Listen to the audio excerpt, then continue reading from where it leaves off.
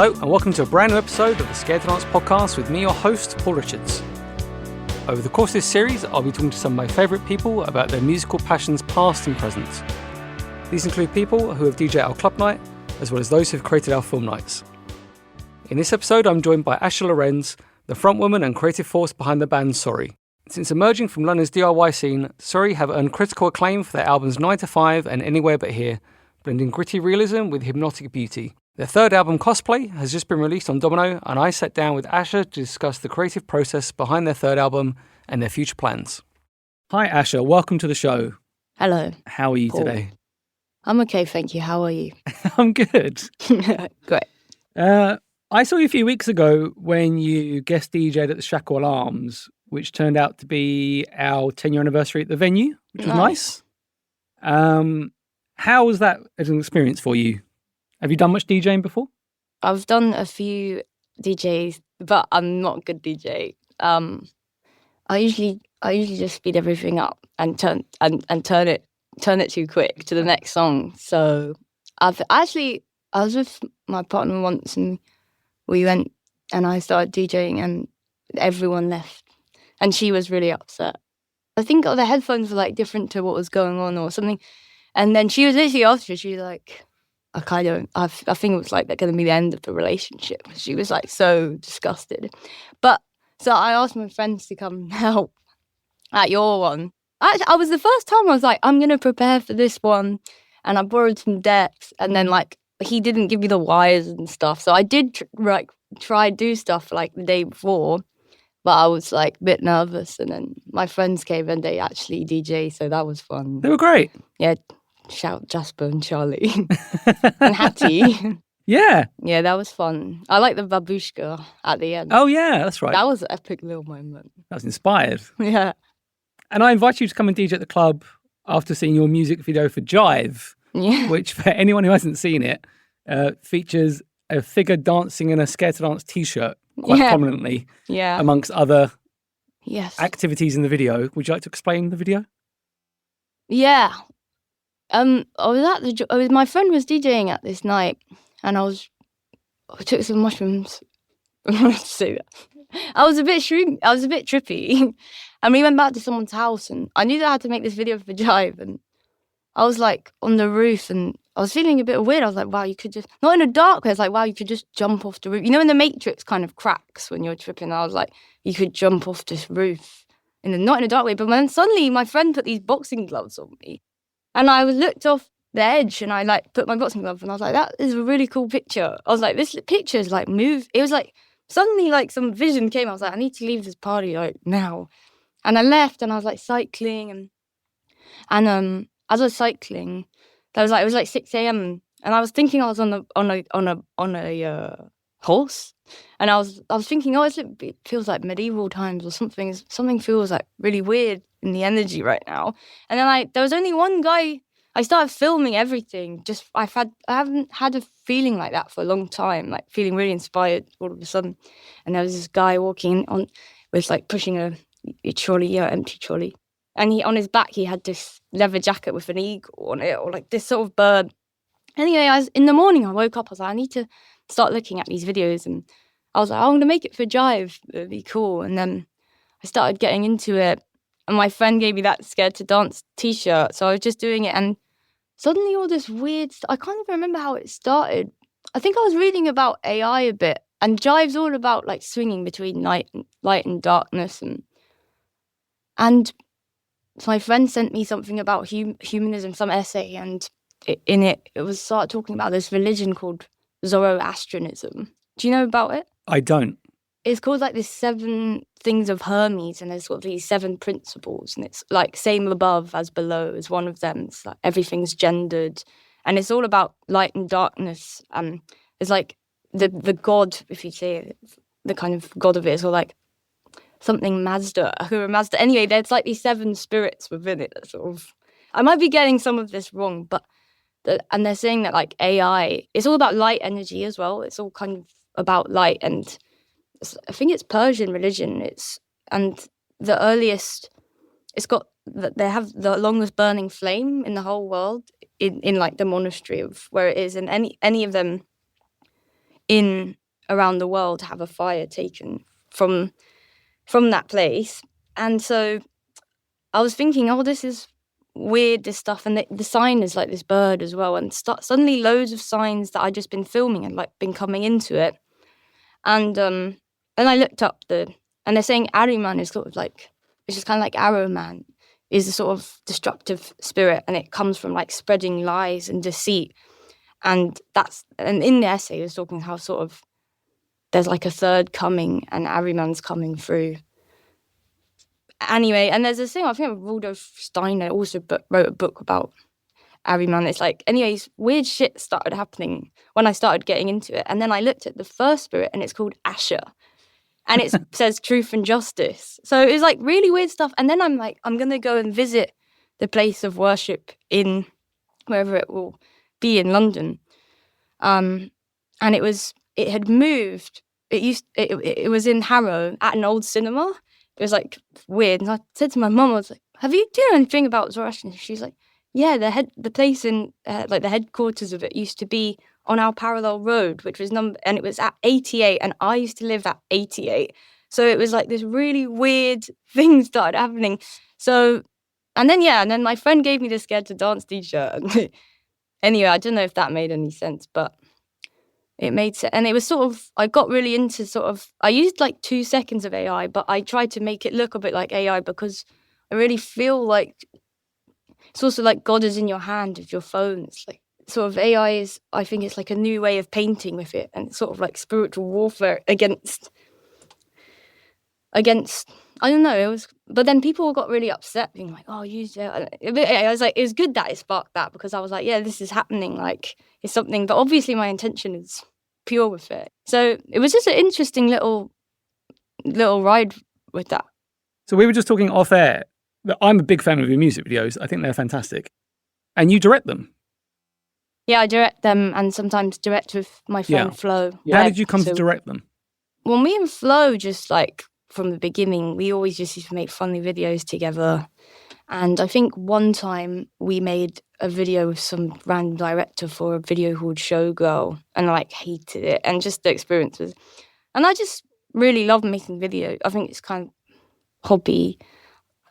I feel like for me, the songs have like a vision or a picture or a color or a movement from the beginning when it comes through. So it's like they always take on a journey, or they connect people as well. Like we always meet funny people, and our kind of ethos is quite free with it. Like it's a music video at the end. There's like, I don't like serious stuff, and I think if it's another way to express the song or the experience, like just to help, for 4D, it kind of gives another layer, even in the music, to the song to me.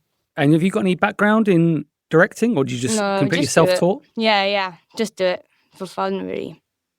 Have you worked with any directors in the past?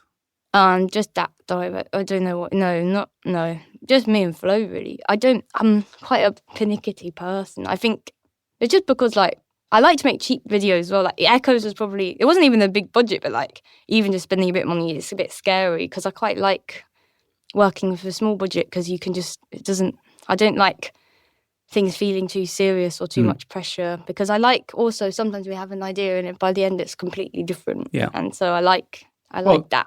Speaking of that Echoes video, it really reminded me of this Manic Street Preachers photo shoot from a Melody Maker. That's cool. Shoot from 1993 where the two male figures are painted in gold. Yeah. Which is very similar to the Echoes video. Yeah, I never seen that as well. Yeah. So that's really cool. I need to check this out. So where did you get that from? Well, wanted it to be twins, because like identical twins, because I think the idea of the song is the original idea was going to be twins and one of them's changing, and we thought like, how could we make them change? And you couldn't really, wanted it to kind of not decide, you wouldn't really be able to decipher which one is changing, and it's sort of sad as well. And then I was with my friend who did the movement directing, and we were talking, I was like, it does need to have more of a narrative. And I was also trying to incorporate, I wanted it to be statues like and we were just going to shoot it in London or go to like Dungeness or something. And then suddenly it all came in one go, like, oh, this could be the story, this would be really cool. Yeah, like the idea that they're both kind of just they are covered. They're gold. You know, they go out and do gold statue. But then one of them starts turning blue. Has to leave and wants to go and be free. But then the other one sort of finds him, and then they don't. And one of them kind of disappears. So yeah, and then literally just in the we had the idea 2 weeks before, and then my friend Seb, he's really cool. He's from Brussels. He's really good DOP, and he did the filming for Hot Freaks. So this is another video, but he's just so sick and has such good energy. And I called him. I was like, "Oh, do you want to film this video?" He's like, "I'm doing a cycling trip around France with my sister." He was like, "But I am gonna be in France around this," and I was like, "Oh, should we just do it in France? Like, it'd be so fun." He was like, "Yeah." So we just went, and he was really cool actually because he's got this sort of he had a friend who has this monastery near Marseille, and so we stayed there, and they were really sweet. They do like art, like kind of art stuff. It was just like perfect, and then we just put these twins from Paris just replied to our story, and they were just like so up for it. They just came and the day before, and it was just really fun, and sort of it was cute. Yeah. So these group of songs, Jive, Echoes, Till They Bite Me the Hit, are all from your upcoming album Cosplay. Mm-hmm. What can you tell us about the album? The last album was quite emotional and like songy and we wanted to make it more live with the band, and but afterwards we kind of felt like the production and sort of the impact maybe felt not lost. Like it was good for that, but we wanted to bring it back. So when we actually we wanted to merge we wanted our production to be more prominent in it. And then we were going to record it with Dan Kerry. We went into the studio really early, like this was like a year and a half ago, and I was like, we don't have the songs yet, like it's not. And so it kind of flopped, but it was kind of good because then we were just recorded the songs over and over, so they kind of had time to grow, and then wrote around them, and then we had to find, and I lost my mind so much in this album because I was like, what is the string? For me, it's really important for me to understand what is the whole meaning of this world, love, this, what's it? And because all the songs felt really different, because he like recorded differently, and like the genre feels quite different in each of them to me at the time.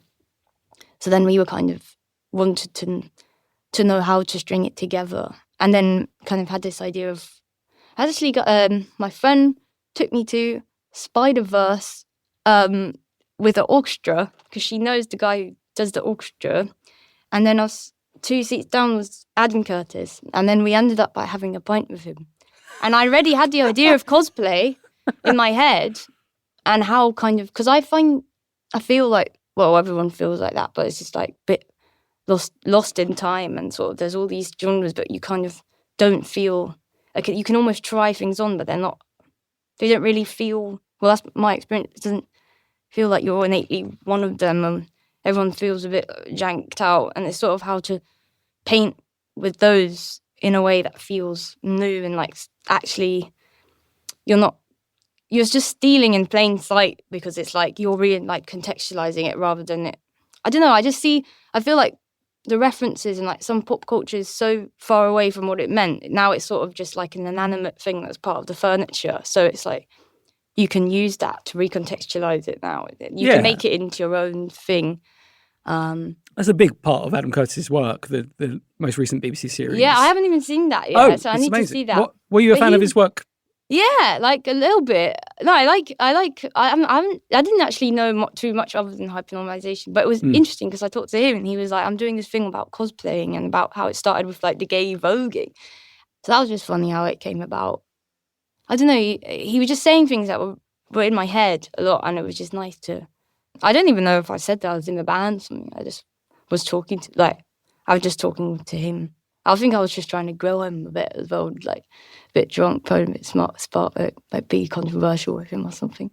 But he was cool. But so how did you know when the songs were ready for this album? Because you said with Dan Kerry they weren't quite fully formed. Yeah, there's like, well, I think we just went through it and then we had a little break, and then I kind of thought, okay, the tie is the fact that everything's different, and Mhm. that's kind of the meaning of it, and that's fine. And then we actually there was a lot of other songs, and it was like just trying to be never repeating ourselves in like a feeling or a colour, and just trying to eliminate stuff. And then we went in at the end actually with Dan just to redo the vocals with like a vocal chain, because all the songs were like from different places. We were like, we wanted to tie it together, and that's when that was like, this will be the end, because now we were doing the vocals over, and we kind of mixed it a bit with him, so that felt like how to tie it all together. So you said you don't want like repeating yourself. So how was that for you approaching the third album? Because you sort of mentioned the second album had this quite emotional heft to it. Yeah. So I guess, did the third album sort of come with like a blueprint for you? No. Does that develop in the songwriting? Yeah, I wanted to develop the song. I think I wanted to use a bit less words and just refine things a bit. Some more space. Yeah, more space, and just wanted to not, like by repeating and just sort of, I like simple songs. I like the space in between when things can shine, like I like, and I felt like there was a lot of words on the one before. So I also just wanted to refine, like kind of think about the songwriting and more, and using the references as part of the songwriting in itself, or like, just trying things like that. Well, I think that definitely comes out in Today Might Be the Hit. Yeah. 2.5 minutes. Yeah. And it's a great pop song. Yeah. The first thing I thought was, wow, this is really radio friendly. Yeah. Which you wouldn't necessarily associate with Sorry That's all funny, yeah. times. Yeah, that's the thing. It's just like, in my head, this was like kind of like a funny Lou Reedy like song. But then it sort of did need to be poppy but it's also quite dark, but it's also not. This was like the only one that we kind of like, we should make this fast and make it fun so people can kind of digest it as well. Not even that we ever think, people need to digest this or sort of thing, but I think that's the thing is, Sorry, like we do want to be poppy, because that's like, it is kind of what poppy, like obscure pop songs. It's nice to try and obscure them in a way that feels. So is Lou Reed an influence? Oh yeah, I like Lou Reed. Yeah, he's cool. Yeah, yeah. I like lots of different things, but I don't know. Just in my head, that's what the video is like. I was just like, I don't know, the sunglasses. I don't even know if he's wearing sunglasses in that picture, but I don't know why. I just felt like it was that kind of energy. I don't know. So how were the songs for Cosplay written? You and Louis O'Brien? Yeah. Had been writing together for a very long time. Yeah. How did you guys meet? We just know each other since we were young. Right. And from school? Yeah. And we would both have songs on SoundCloud, and like we would be jealous of each other's beats, or we'd be admire them, and sort of. So what kind of age is this? This is like maybe 14. And we both just played guitar, I think, as well, separate. And then I think we started writing together when we were about 16, just like writing songs. We were in our other friend's band called Kevin, and I got asked to play drums. I was like quite gassed, I was happy about it. And but then I wrote the songs for them because they didn't have songs at that point. And then they kicked me out because I think they were annoyed about the fact that I wrote the song or something. But Kevin's actually a really, really beautiful songwriter now. But Louis like sent me some, and I remember them calling me once after school and they were like, "Sorry, but you're out of the band." I was like really upset. Can you remember the song? It was called "She's Got the Look." I don't know. It was so bad.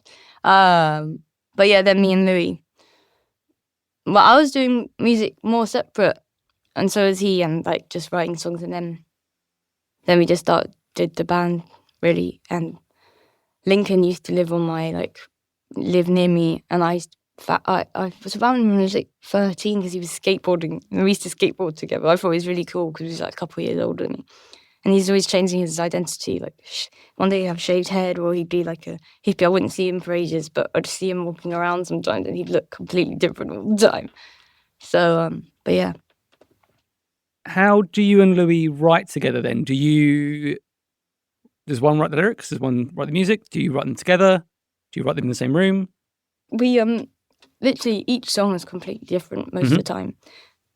Sometimes I will have written maybe like it would be like today might be the hit. I probably have that line in my head, and I'll be thinking about it all the time. And then we'll write the chord. He'll when the song works, it just clicks immediately. He knows exactly what I'm thinking, and I know what he's thinking. And then maybe he'll start playing the chords, and the song usually just comes out.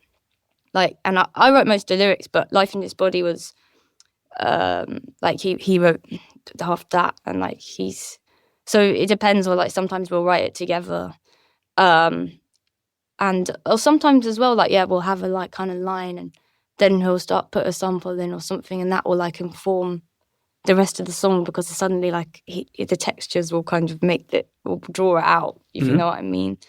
But also a few songs on this one, like "Life in This Body." At the end of Any But Here, I was away and I was like, I wrote like a shit song called "Oh Marika," and there was this bit in it like "Life in This Body," and I thought, oh, that's really cool, like concept.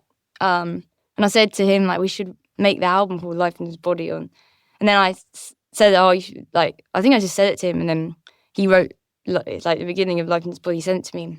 And I remember it was just like always in my head. And then like a year later, I was like, where's that song? It's so good. Like, and then he played it again and we made it like more into it. So that was a like interesting one. And how does that work? Because obviously you go in with your own lyrical inspirations. Yeah. Are they generally kind of on the same plane as Louis? Or Louis, I wrote the majority of the lyrics. Like, like he yeah, like we do write some similar songs. Like we know what we're talking about. Like he'll know. Like I do trust if he's like that line's not good or something. But I think majority, I'll do the lyrics. Yeah. That's kind of the thing that I feel quite strong about. So and now sometimes it can be kind of we can get in it can be funny, but yeah, I think.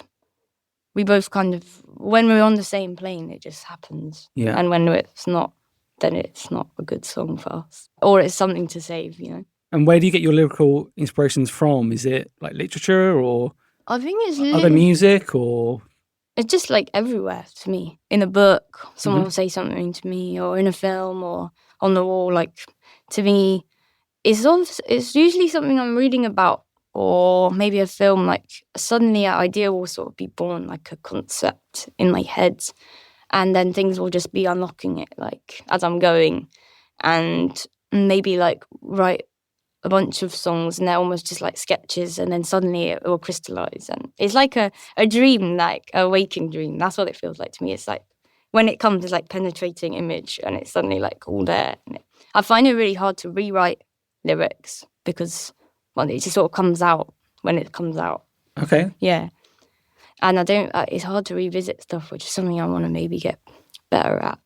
But that's what has been nice, like, to re-record stuff, because then you can kind of play with the different versions of stuff, which is cool. And it feels like the two of you are very much the core of the band. Yeah. So at what point do the other band members come in? Well, they've just been playing with us for ages and... like they did write parts and stuff on this. Like me and Louis try and write majority of the song, write the parts, and then sometimes it will change when we play it as a band, and then we kind of all decide what's the best version, or they just come and play in the studio. But also because they bring a kind of raw energy, which is what we wanted to combine, the like liveness and the production to make that feel the production not feel overproduced, but it's still hits, you know. But they're all just really great people, good characters, and I feel like we all understand what's going on. It can be tense, maybe like set lists, things like that. Sometimes that's the kind of things we argue because I go crazy about the set list. Like, do you write them? So, well, we all try and write them. Yeah. Yeah, but for me, it's like I like to make the samples for in between because it needs to feel like a story and. It's difficult to sort of hang together. Yeah, like so I like how things lead into it and we get samples from films or, you know, samples from everywhere because I feel like when the set works, it's almost like a TV going, you know, playing different things. That's what, in my head, they're all like different characters. So sometimes it's so weird going from like a really emotional one to then like really like dance song or something. So Yeah. I feel like it's been difficult sometimes for audience to engage with that. So I think that's just something that is important that we want to try and work on. But I think because I'm thinking about that, maybe they're thinking about different things. So that's where like for how it flows. So Yeah. I think that's the thing that was probably the only tense thing. That's really interesting. I've never heard anyone describe a set list as like a TV show, like a... Yeah, not a TV show like TV going down different TV channel, going like, or like radio, you know, because they're almost just like a collection of some different things. Like, so. Yeah. Yeah. How has the relationship between you and Louis changed? Has it at all in the amount of time you've been writing and performing together? Because if you've known each other from such a young age, it's only natural that... I mean, a lot's happened, yeah. We've had ups and downs for sure. We went through some heavy shit, so I feel like we had to decide that we wanted to come together enough to, you know, like to decide, you know, we want to do this, it's important. And so I think because we have a language between us that doesn't really have words a lot of the time, we could get, you know, we're quite passive aggressive to each other, and especially in Anywhere But Here, like it almost fed the songs. It was like an unspoken things that we were speaking through the music, and we both knew it, and it kind of fed that. But for now that was kind of over, for this one, it was like we wanted to kind of think, what are you good at a bit more? Like, what am I actually good at? Rather be a bit more just like, nah, that's not good, or, you know. I think it was a bit more sensitive and just trying to get that right, and giving away what is not our strongest to the other, even in a silent way a bit.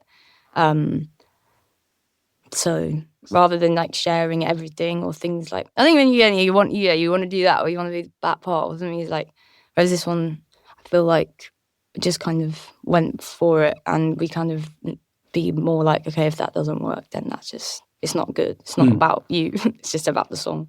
So you said there was a little bit of tension after the second album. Yeah. So was the third album in question at any point? No, I think it was more just like, yeah, I think it was. I mean, we just fell out. It was just quite a bad fallout. And I think also because I think we've been doing stuff for so long, I think the way we were interacting with each other was becoming so toxic as well. And I think for both of us, it was just quite just like really difficult and like not enjoyable. So it's almost nice that something so big kind of happened, so that we could just like relearn how to cooperate with each other. I think we're both quite difficult in our own separate ways. So I think it's a blessing for us to be able to make music together. Or like, there's no one else that draws the songs out with me. Like he does know how to do that. Like there's something, you know, so you can't have that without the other, you know. So I think it's just trying to see that. And going further back from when you were at school, you both used to play Jimi Hendrix songs together. Yeah. Is that right? Yeah, we did play Jimi Hendrix. We still do that sometimes. We get a guitar, we play Little Wing better. Where did that come from? I don't know. I think just separately, just you should play Little Wing. I feel like lots of people learn guitar and play Little Wing. I used to love Jimi Hendrix so much. So were you self-taught as a musician? I had a couple lessons, but mostly I self-taught, and I play like Beatles songs or Bob Dylan. I had like some cousins and stuff, and if they would come, sometimes they would play like Bob Dylan songs and do sing-along like as a group, and so I always liked that.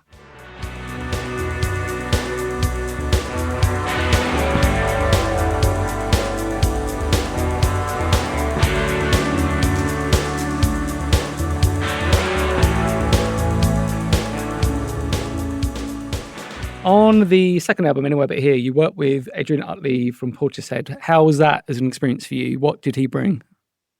I think what we struggled with is like tones and guitar tones, or things that we don't really think about. And we wanted that record to feel old, the feeling of it, the recording of it. But Ali Chant, whose studio it was, he also did a lot, kind of just... Because that album, we didn't want it to feel... We wanted to put the we made all the songs, and then the kind of computery bits or production bits were all played into it rather than like on top. And that was something that So we wanted to do all that production first. So then it was almost just kind of, he helped produce just a recording of it rather than parts or things like that. But it was cool. He was so sweet. But I think it suited those songs. But it was difficult for him, I think, to find a place of knowing what to do as well. A little bit for us. So, but he did. But what was good about the song was like, it was good for a lot of space in it. Actually, that was nice, and the sound of it, the sound was nice. And what made you want to work with him from the first album, 9 to 5? What was the jump between those two albums?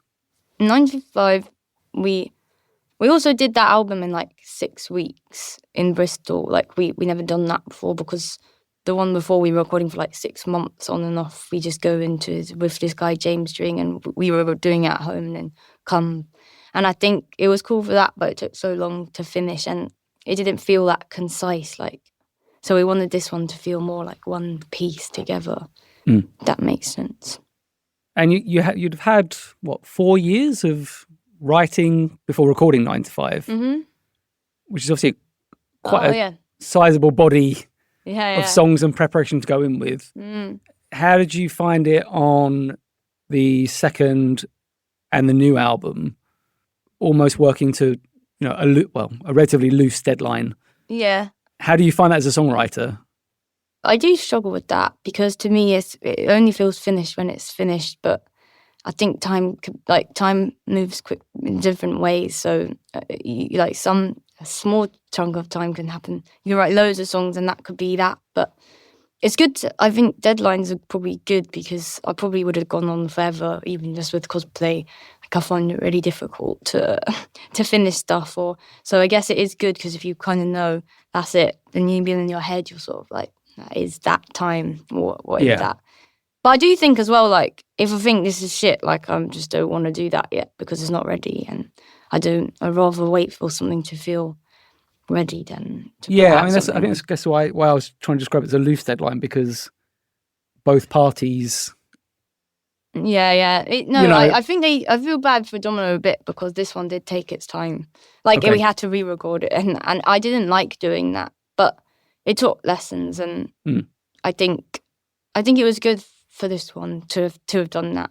But it's nice to kind of learn how to do things differently. Again, each one's had its own lessons for what not to do next time. And this is your third album with Domino. Yeah. How did you come to sign with them? Were there any other labels interested in you? I think there was a bit like, there's just this guy, Jack Shankly, who he doesn't work there anymore. And I think I emailed them like a couple of years before, because I loved Alex G, and but they never replied or something. And then Jack had like bumped in some guy and came to our gig, and then he just started coming to all of our gigs. What was nice about not putting anything out for like a long time, we just played. We used to play like 4 times a week, and we just played so much over that time. So I feel like I think like lots of things can just come out of nowhere to me a bit, and it was nice to like have a ground and have friends. And were those gigs at the Windmill? Yeah, Windmill and like Lock Tavern, Camden, just all around really. Or we go to like Bristol. We used to just put on our own nights, and like with our friends we make t-shirts, like, and it's fun. And I feel that was like, I didn't really think we were going to be a band for long. It was a sort of fun thing. And then then Domino, and then we were like, oh well, we should probably do this. Cool. Yeah. And how do you feel about the Brixton Windmill scene? Because you're kind of lumped in with a lot of those other bands. I'm not so sure Sorry are really in with those bands.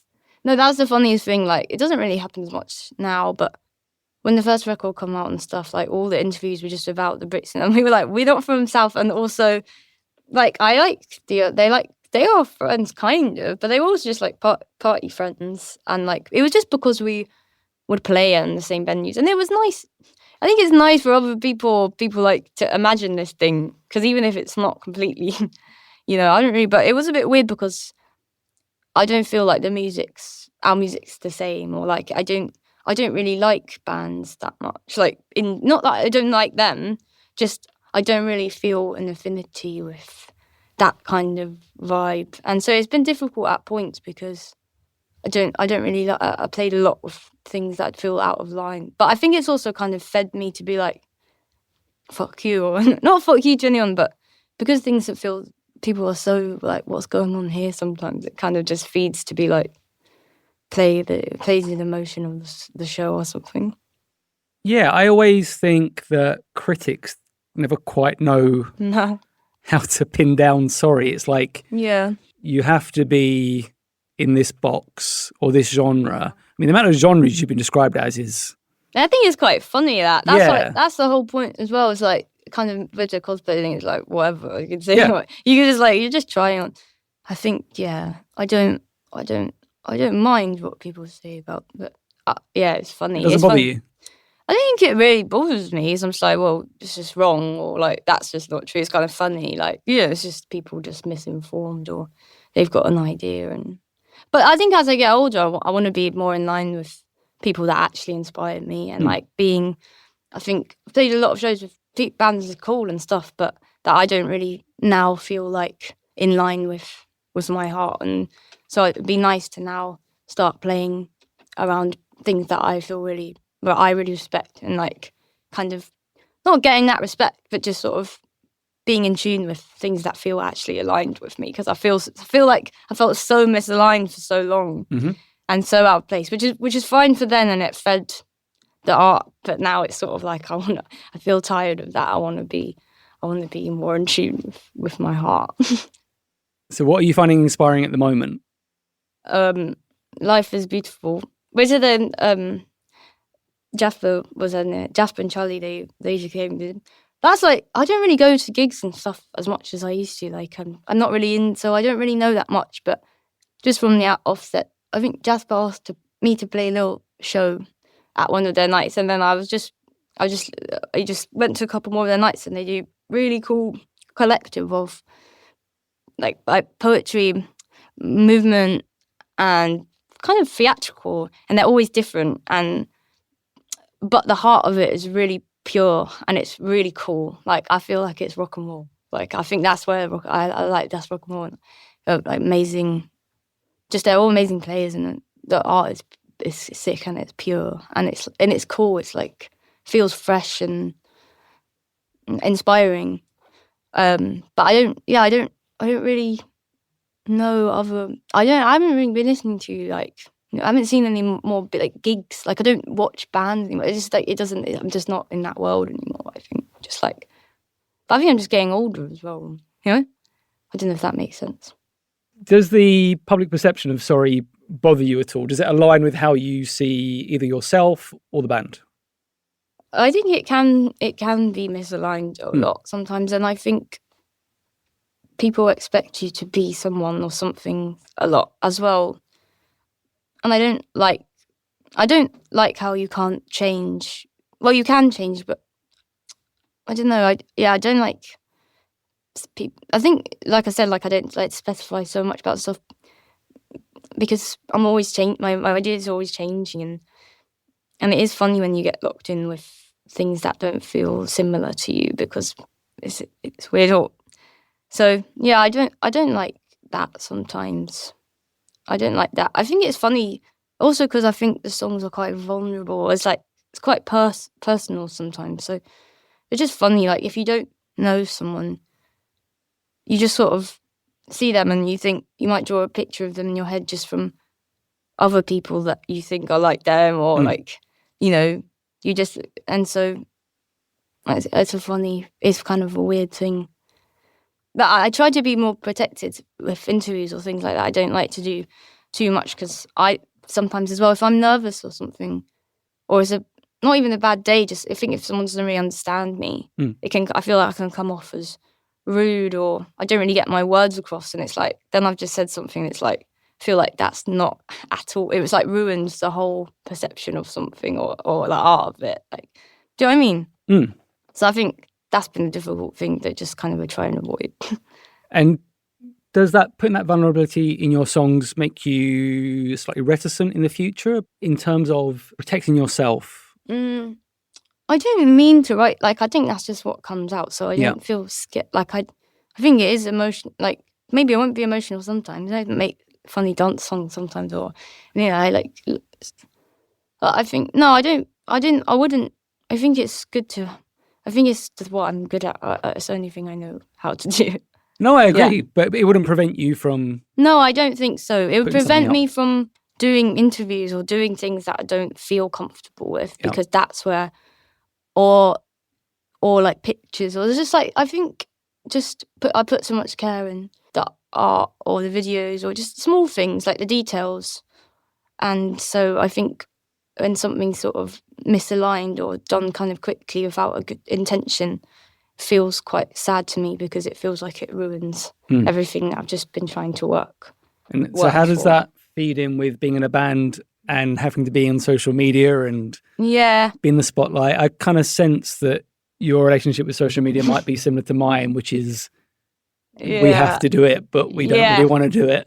Yeah, like I don't do TikTok. Like no. I don't want to, unless I said, like, maybe if I found something really funny that was like the same thing, I'll do that. But even just Instagram stuff feels so difficult to. No, it's just like I don't even want to talk about the fact that it's difficult. But it is something that that's the thing. Like, I feel like with story, it's like it is pop in some way, and it's able to sit in somewhere. And so like it'd be stupid to not use things to like push some ideas or push some stuff to people, because people do like that. So it's like, I think it's a funny fight in my head, and probably lots of people's heads, just of the balance of not being too annoying about not doing stuff, but doing stuff. I mean, you might as well do it in a way, and just being like, I'm just doing that, and like not spending too much time. I think before, just like if I'm even being hateful to it, that's taking up my time. So I might as well just, how can I do this in a way that feels slightly different or interesting, or not even different, it's just like serve the purpose, and then just do it. Just for like a post or something. But I think, it's not something that I want to get too involved in. And I think people actually also might swing back to real life things, which is kind of happening a bit more now. And I feel like lots of people just don't take the step. They just like, I feel sad for a lot of music friends who just do stuff, and I'm like, it's like TikTok videos or live videos. It's like in that same font that's over everything, and it's like so disgusting to me. It like makes me feel sick. Like, and I really like an artist, so I might see that, it might put me off, and like I don't want to see that. So there's no way I want us to be putting something out like that. It's like people don't just like that. I think I don't think you have to do anything really, and so that's what I think Life is Beautiful are cool, because I think I don't know if they're a bit young, but as well, like, I think they're just really setting tone. Like, they don't do that, and it's cool, and it's like, and I think just on a bigger scale, you don't have to do these things, or if you need to do them, you can also do it in your own way. Like, I was reading in an interview, this is from about 5 years ago, that you have little ambition, and we're just making some music to see how it goes. Do you still feel the same way? No, I like having ambition. Like, I think I want to make good art. I think before it was like music, making music with friends, and I think now it's still making music with friends, but I think it's also about art in my head. It's kind of a bigger thing. Like, it's sort of just funny how it started like that, and sort of how things grow. So do you think that sort of personal ambition could go from music to another? Yeah, I think I still do music, but I don't know yet. It would be nice to play bigger shows, but I don't.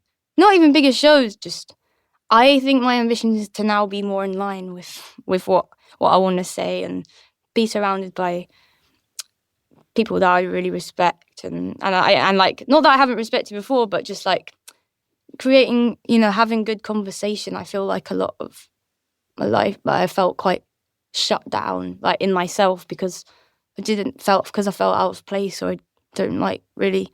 So it's kind of made me feel inward. Whereas now I just think my ambition is to be more outward and put back good and more fresh energy and stuff, and to bring that up. Well, I think you're a brilliant filmmaker. I love the music videos for Sorry. Would that be a direction you'd want to go in, either for directing other people or short films, or? Yeah, I'd actually really like that. I write down like a bunch of ideas all the time, and I think I will try and make stuff.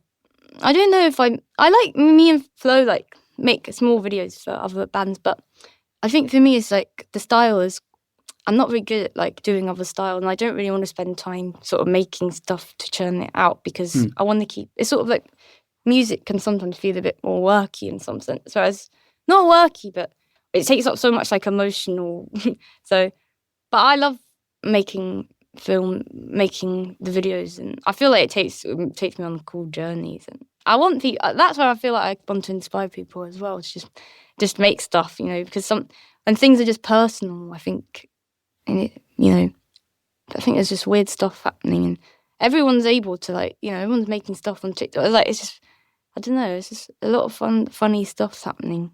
I don't know if that makes sense. And you went on tour with Fontaine's DC last year on their romance tour. How was that? Because that was a big tour. Yeah, it was cool. We went on tour with them like maybe 5 years ago with Shame. It was like they were playing Fontaine's before us, and then Shame, and it was such a funny tour because people, that was when they just started getting, like, a lot of people were there for them, or they were there for Shame, and like everyone went for things were doing out, so it was so funny. But we're good friends with Brian, and I really respect him. I really love his words. So it was cute to go on there. It was cool. It was weird though, because they've gotten so big so quick as well. Like it was quite difficult to play such big rooms. And I think as well their music's quite like powerful and more like, you know, hardcore. So it's easy to get into. So it was difficult to kind of align with that. And you played a few festivals in the summer. You played End of the Road and Latitude and All Points East. How do you find playing the festival gigs? Oh, to be honest, festivals are so weird. I don't know if I'm super depressed sometimes, but I just think some festivals is like, because there's so many festivals now, people are just like, sometimes there's just like people just holding on to the dregs of life in it, and sometimes like I think festivals can be quite depressing sometimes. All Points East was depressing. It was weird because I think it was sponsored by like metadata as well, so the screens like were like curved and they looked like the aliens was taking up these are the screens on the yeah, stage they were behind so you. big, and I don't know, it just had weird energy. But like End of the Road was sweet. That was a good show for us. That was like really sweet one. I like festivals sometimes, but they just go up and they sometimes they're cool, sometimes they're weird for me. I find them intense, but it's nice when it's a good show. I actually watched Fatboy Slim. I'd never seen him before. We played at Latitude, and I was gonna go back after the show, and I saw some friends. They were like, "Oh, you should stay." And I randomly watched his show, and he had sick visuals, and it really inspired me because it was loads of stuff I was thinking about as well. But yeah, but festivals, well, they're fun to play, but they are a bit weird. I feel like the energy's dark in the world, so it's hard to tell what's going on. You're heading out on tour first to North America in December, followed by the UK in February, then Europe in March. Where are you looking forward to playing? Are there any places that are new? I don't know. No, not new. But I'm looking forward to all of them. Should be cool. America should be cool. A bit scary, but it should be cool. Do you enjoy touring then? Or do you find it a bit of a challenge? I do enjoy it when we're happy. It's just so up and down. Right. It's just a lot.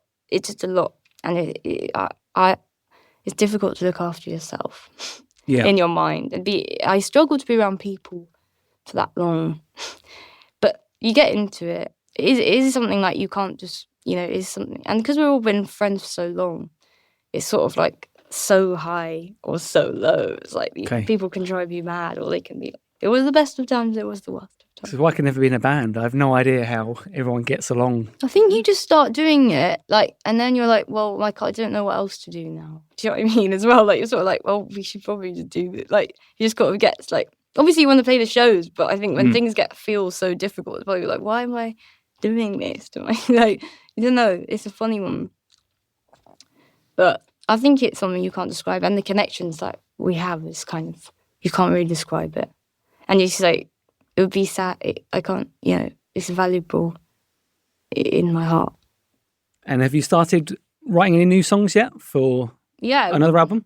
Yeah. We got a bunch of songs from this one too that we might put out, but yeah, we moved into a new little studio in Map Cafe in Kentish Town. It's a really sweet venue, actually. Kind of like community, good vibes there. And so been writing lots of songs with fresh energy from there. Well, we look forward to hearing them. Nice. There's one final question. What are you listening to at the moment? Is there anything that you could recommend that you'd heard in the last 12 months to the listeners? No, I don't like this question. We can leave that then. I'm sorry. Asha, good luck with Cosplay and the upcoming tour, and thanks for your time today. Thanks so much for having me. This is really cool. Thanks to Asha Lorenz from Sorry, and be sure to check out their new album Cosplay. If you enjoyed the conversation, make sure to subscribe wherever you get your podcasts, and check out our club night and film night events at Scared to Dance on social media. Next week, I'll be joined by Matt Berninger from The National to discuss the film Mistaken for Strangers, the music documentary directed by his brother, Tom Berninger, about the band. This podcast was recorded and produced at Third Floor Recording.